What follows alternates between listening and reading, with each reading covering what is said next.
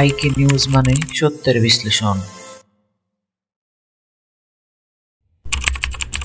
Prime Asia বিশ্ববিদ্যালয়ের জাহিদুল ইসলাম পারভেজের মৃত্যু নিয়ে তার ছোট ভাইয়ের আবেগঘন কিছু কথা। কি হয়েছে আসলে ভাইয়া? তখন জানি না যে ভাইয়া নাই। আম্মু আমাকে বলে নাই যে তোমার ভাইয়া নাই। কেউ ফোন দিও জানায় নাই।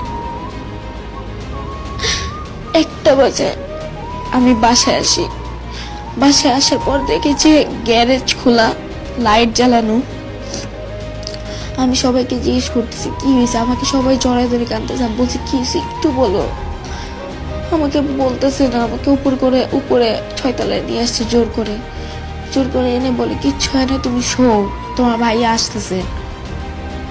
প্রায় কত 30 মিনিটের মতো শুয়ে আছি। হঠাৎ করে দেখি চিৎকার দিয়ে সবাই কাঁদতেছে। বারান্দায় যাওয়ার পর দেখি যে আম্মু সবাই দূরে আছে কাঁদতেছে। আমি নিচে যেয়ে দেখি কাপড়ে কাপড় পরে আছে আমার ভাইটা। আমাকে ভাইটার সামনে কেউ যাইতেও দিতেছে না। লাস্টটা বের করার পর গ্যারেজ চানে আমি একবার খালি চুমু দিয়েছি মাইয়াকে।